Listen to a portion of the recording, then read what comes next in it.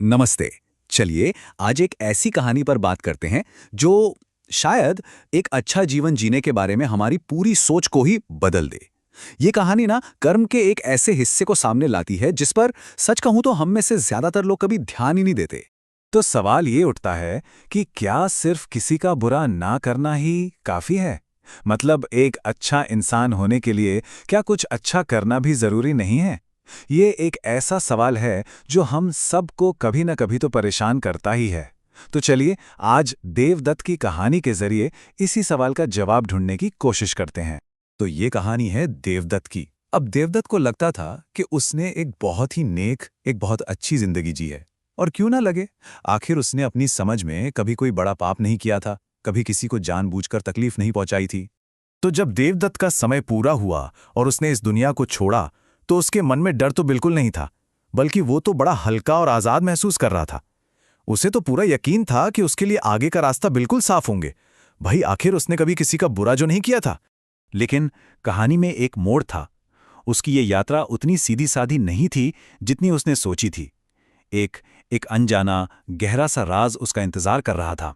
एक ऐसा राज जो उसके इस अच्छे जीवन की पूरी नींव हिलाकर रख देने वाला था। हुआ यूं कि अपनी इस यात्रा में वो अकेला था ही नहीं। एक एक बिल्कुल खामोश काली सी परछाई लगातार उसके पीछे पीछे चल रही थी। और इस परछाई को देखकर देवदत्त के मन में एक अजीब सा डर बैठने लगा था। अब कब तक वो ऐसे चलता? आखिरकार देवदत्त ने हिम्मत जुटाई, पलटा और उस परछाई से पूछ ही लिया, तुम कौन हो? उसकी आवाज में हैरानी भी थी और थोड़ी घबराहट भी साफ महसूस हो रही थी।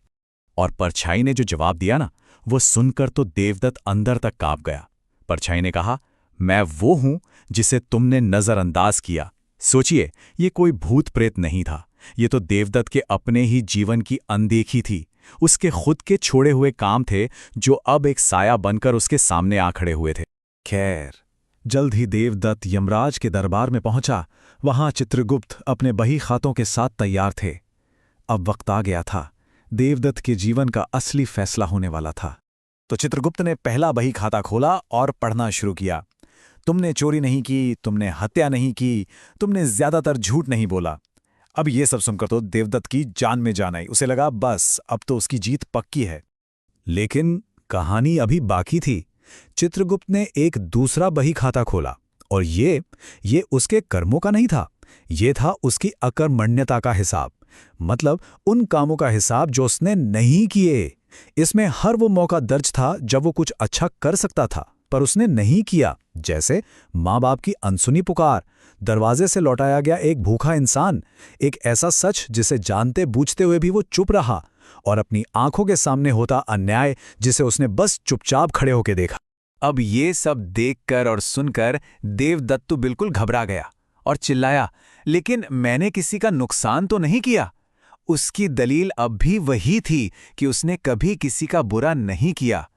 वो बेचारा समझ ही नहीं पा रहा था कि कुछ ना करना वो भी एक कर्म हो सकता है। तब यमराज ने एक शांत लेकिन बहुत ही दृढ़ आवाज में कहा, और उनके ये शब्द इस पूरी कहानी का सार हैं। उन्होंने कहा, बुराई सिर्फ कर्म से ही नहीं होती, बल्कि अकर्मण्यता से भी होती है।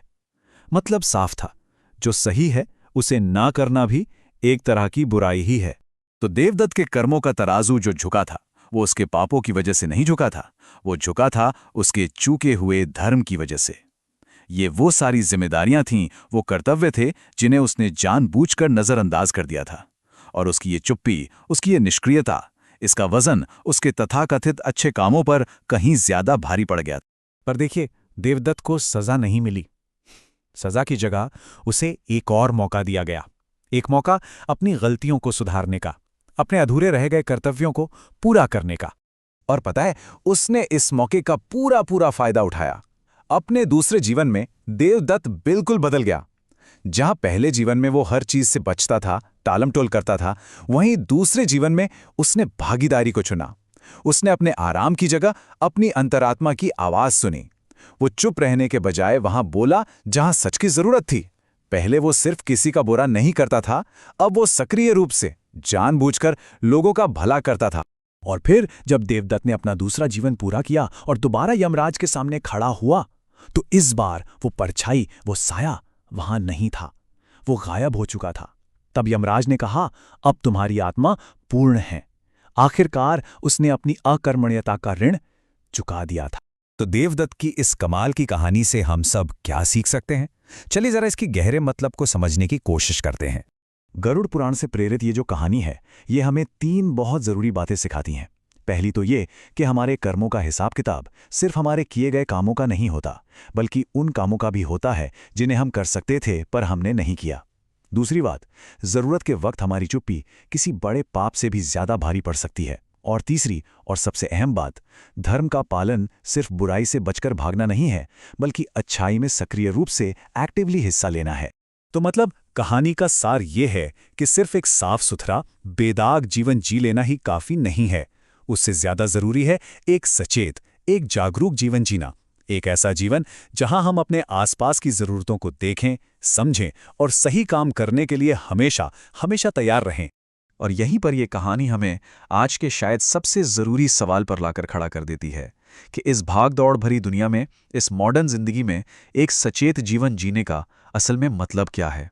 तो इस सवाल पर ज़रूर सोचिएगा। ये कहानी सुनकर मन में क्या विचार आए, कैसा महसूस हुआ, अपने विचार नीचे कमेंट्स में ज़रूर साझा करें। अगर इस विश्लेषण ने आपको भी सोचने पर मजबूर किया हो, तो इसे लाइक और शेयर करना न भूलें। और हाँ, ऐसे ही गहरे विश्लेषणों के लिए हमारे चैनल को सब्सक्राइब ज़रूर करें।